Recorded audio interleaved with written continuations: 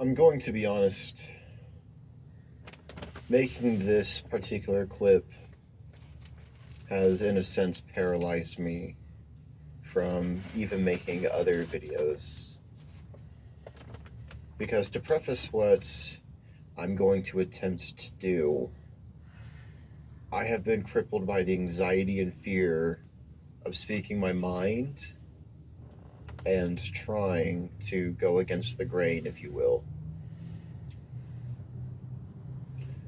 The system that many of us grew up in America is not conducive to a healthy lifestyle, and it's not conducive to a healthy community.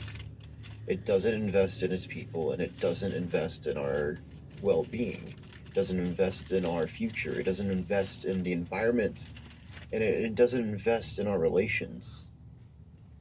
We've become bitter people, crazed and beyond asinine in our approach to life. We're absurd in many extremes, and it's detrimental in killing us. I can't solve every problem, but I do wish to at least try something, anything at this point. I want to help people. And I honestly believe we're at a point now of such extremes that I'm not left with any tangible options except for something extreme. So, in a cautionary approach, I want to talk about how not only I see the world, but ideas I wish to test and philosophies I want to preach. And I wish to be challenged on these things.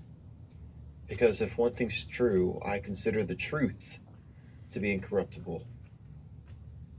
The truth must be tested to be true. It cannot just be assumed. Assumptions cannot define the future. We need to take the risks to propel ourselves forward, to perpetuate progress and keep things productive. But we need to recognize people. We need to recognize human value and how we interact and what's beneficial to us, what's more important to us. Because right now, we overestimate the value of monetary funds. We hyperinflate our lifestyles and we overspend. We don't take any safe approaches because it didn't make us money. And now, if you take any safe approaches, you'll be unable to even live a normal life. You are forced to take riskier and riskier options. And if you fail, you're told it's your fault. You didn't work hard enough. And a lot of it stems from this ambiguity that I've dubbed American political Christianity, of the hyperinflated right's evangelical views mixing in with right-wing capitalist ideology. It has cultivated religion and the idea of Puritan ethics to be the standard by which we are to be measured, holy and without judgments.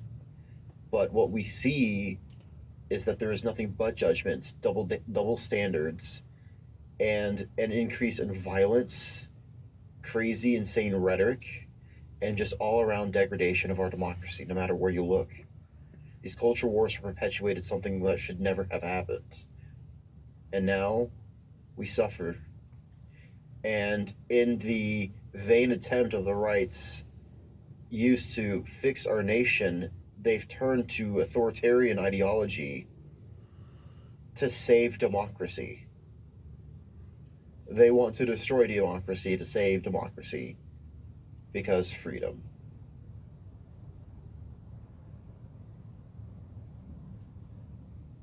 This is the issue that we face day to day.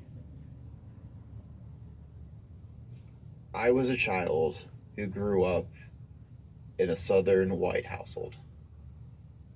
I am very familiar with how these families operate and think. And for most of my life, I agreed and I followed and I preached the same message. I followed in line. But there's an interesting bit of irony that I've come to realize since questioning everything. The evangelical right's fear of becoming sheeple is only made wholly apparent by the fact that to be a dutiful and good Christian, you must become part of the flock of the Lord. And to do that, you must be people of sheep, aka sheeple.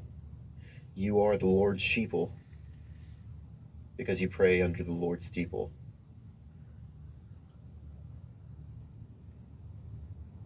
And that little bit of irony does make me laugh, I'm not gonna lie. But it saddens me that so many people who claim to be of the logical party, the smart party, the working party, the ethical party, the right party, they've lost themselves in their own hubris.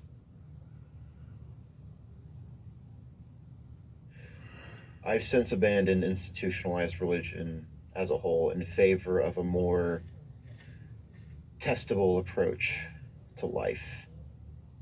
Certain things will never have answers. Certain things can't be tested, and certain ideologies must be accepted on faith and principle. I want to provide a standard by which to help us think and hopefully cultivate healthy, intellectual, inspiring conversations that help us bring us closer together instead of tearing us apart. I don't want to replace religion, but I believe my thought process and ideology can help shape and cultivate a better way to look at the spiritual aspects that guide our moral decisions and allow us the skills to be critically reasonable in secular decisions. And overall, increase communication, build healthier relationships in our community, be more ego conscious, and be ready and precautionary when taking new risks so we're slow to anger at each other and quick to resolve issues that spring up. I hope that as I make these videos and express aspects of my views and my philosophies, if you will, that you can come to understand my mindset. But you may want to rip it apart. You may wholly shit on it. And you are equally valid in your right and attempt to do so. All I ask is that you genuinely take the moment to suspend any previous idea or notion of how you think the world should work or understand it to work. That's all I ask. And if you wind up following through and listening more and more, I hope you can come to terms and open up to newer ideas and newer arguments to test on things that you may not have been open to before. I don't know.